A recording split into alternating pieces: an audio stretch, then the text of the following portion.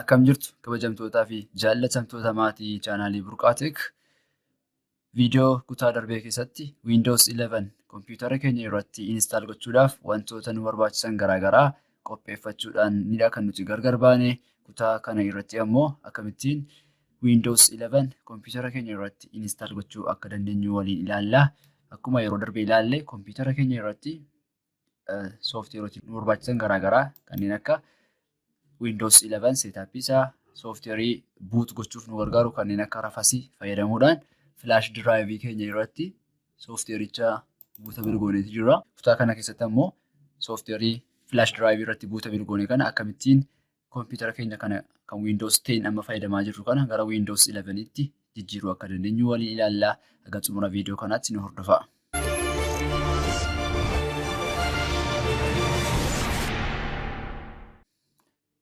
Ergi flash diraayivii irratti sooftiweerii Windows 11 yookiinis seetaappii Windows 11 buuta bilgoonee booda flash diraayivii keenya kana kompiitara keenya irraa buqqisne jira taanaan yookaanis kompiitara keenya irraa gargar baasne jira taanaan kompiitara keenya wajjin wal quunnamsiisna.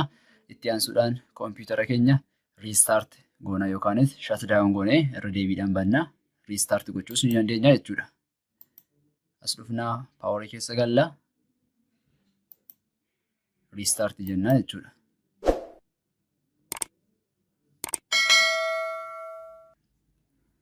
Egaa kompiitarri keenya wayitanni riistaart godhee irra deebi'ee banutti buutkii fayyadamuudhaan kan nuti gara buut menuu oopshinii seennu. Kompiitara gara kompiitaraatti buutkiin garaagarummaa ni qaba. Kompiitara kanneen akka Deelii, kanneen akka Toshiba, Aseerii, Lenovo fi Samsung irratti buutkiin F12 dha. Wayituu manni irra deebi'ee banuuf ka'u kiiboordii irraa irra deddeebiidhaan buutkii kana fayyadamnee gara buut menuu oopshinii seennaa. Kompiitarri keessan immoo HP taanaan F9 dha. Asasii irratti F8 dha. So Google gootanii kan kompiitara keessanii argachuu dandeessu buutkii. Ergi buutkii argattanii booda kiiboordii irraa irra deddeebiidhaan wayita kompiitarri banutti irratti tuqaasuudhaan gara kanaa dhuftu jechuudha. Asirra argiftanii booda kiiboordii irraa aroo yookaan xiyyaa afuran keessaa kan gargarii fayyadamuudhaan USB storage device filannee irratti enter goona. Press any key to boot from USB jechaa jira. Kiiboordii irraa waan barbaanne tokko kilikii irratti goona yookiin waan barbaanne filannee gadi cuqaasna.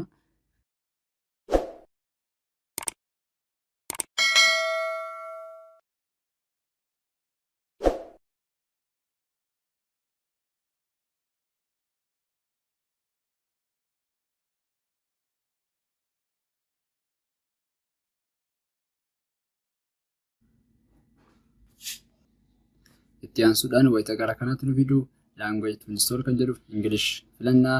Time and currency akkuma kana sallee English kan United States filannaa. Keyboard or input methods USA kana filachuudhaan check ni goona. Itti aansine next jennaani. Itti aansuudhaan install.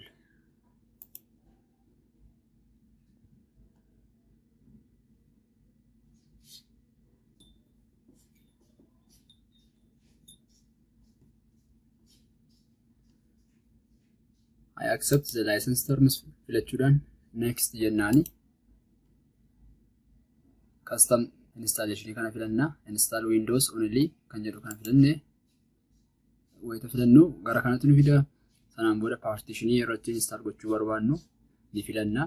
Fakkeenyaaf kan kiyyaa partition tuun inni kuni local disk C dha. Ani immoo local disk C irratti fe'uun barbaada waan ta'eedhaaf kana filachuudhaan next jedhaanii isinillee akkaataa partitionii keessaniitiin partitionii kompiitara keessan irra jiru filattanii next jettuun. Faayilaa achirra jiru hundasaa gara fooldara windows.old jedhutti kan inni nu geessu. Faayiloonni hundi isaanii hin badanuu garuu maal godhaa walitti qabee fooldarii haaraa windows.old jedhu siidhuma irratti kireetii gochuudhaan achi keessan isiniif kaa'uun jechaa jira. Okay jennaani. Amma akkuma agartan installation jalqabeeti jira.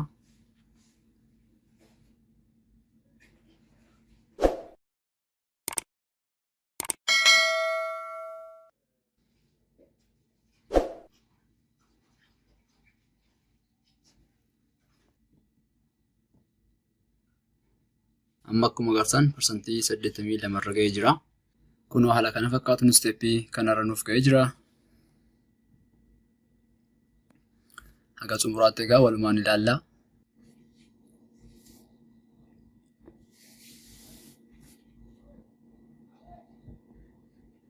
Windows needs to restart to continue. Restart gochuu qabanaan jechaa jira. Kun akkuma agartan kana restart godhee deebiin banaa jira.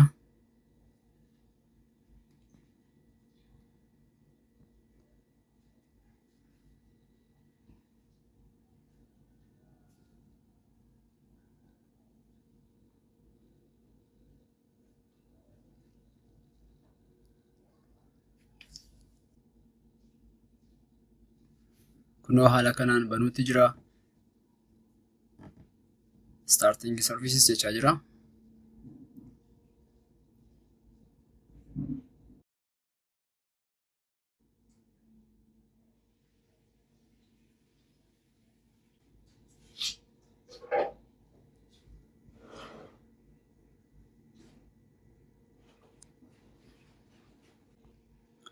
Akkuma agartan kun xiqqoo turuu danda'a waan ta'eedhaaf haganni steeppii itti aanutti darbutti obsaan eeguutu irra jiraata.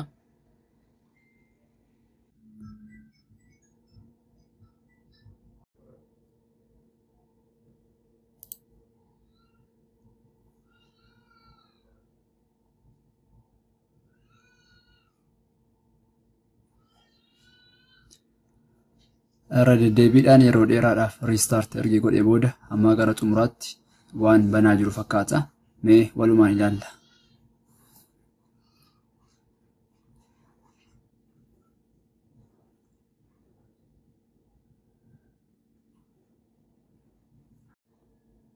Turtii yeroo dheeraa booda gara fuula kanaatti nu fidee jira. Kaawuntirii yookiin riijinii filadhuun jechaa jira. Yuunaayitid Isteetii filachuudhaan yes jennaani.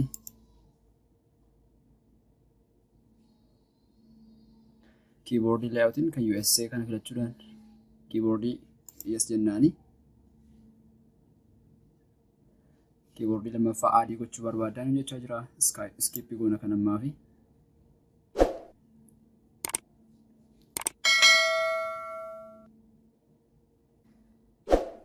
Steppiiwwan afaan xumuruudhaaf kompiitara kee neetworkii yookaanis intarneetiitti konneektii godhinaan jechaa jira. Kompiitara keenya intarneetiitti konneektii gochuudhaan steppiiwwan afaan itti fufnaa jechuudha.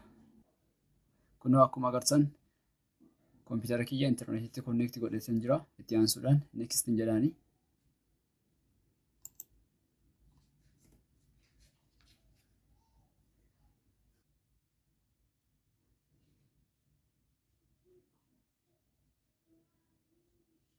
Updatein yoo jiraate wanti update yoo jiraate check gochuutti jira. Okay, itti aansuudhaan how would you like to set up this device jechaa jira. Dhimma dhuunfaatiif kan nuti fayyadamu barbaannu waan taaneef set up for personal use kan jedhu kana filachuudhaan next jennaani.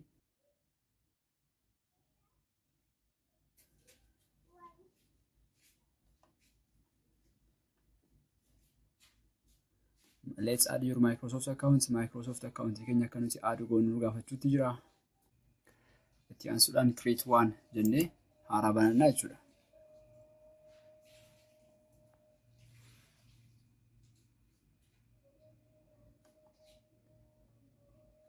Asirratti imeelii keenyatti galchinaa. Imeelii keenyatti galchuudhaan next jennaani. Paaswordii mataa keenyaa paaswordii haaraas itti uummanna.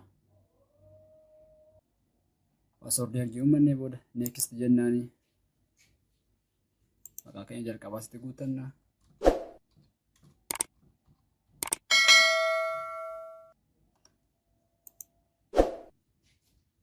Last name asitti guutuudhaan.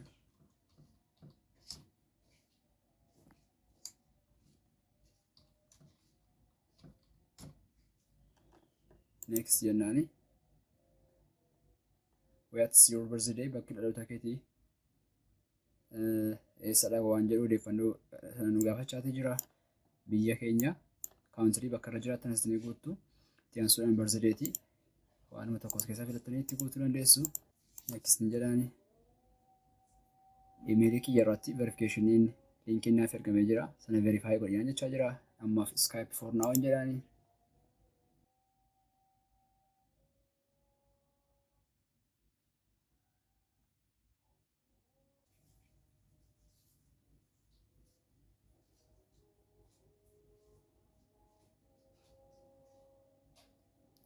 Create a pin. wayita gara kompiitara keenya seennu piinii uummadhu, piinii ittiin loogiin gootu nu jechaa jira. Create piin jennee as biratti piinii mataa keenyaa uummanna jechuudha. New piin bakka jirutti confirm irra deebiidhaan ni guunna.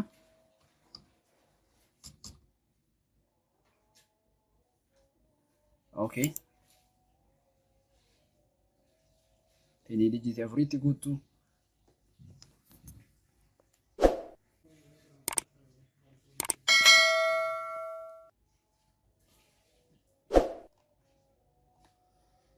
Kana next jechuudhaan bira dabarra. Next. Accept. Kana yeroodhaaf Skype jennee bira dabarra.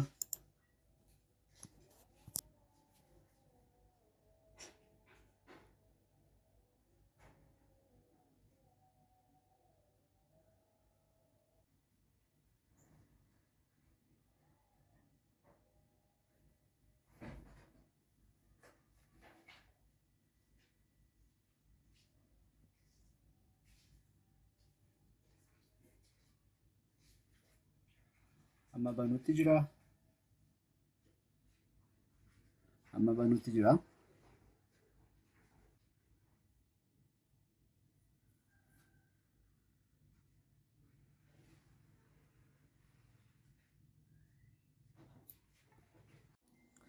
Waaw, xumura irrattis Windows 11 kompiitara keenya irratti milkaa'inaan install nuuf ta'ee jira haala kanaan. Egaa Windows 11 kana fakkaata. Start menu isaa kana fakkaata.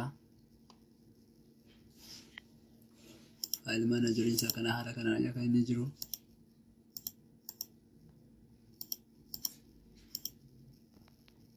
Iddoo tokko namatti tola.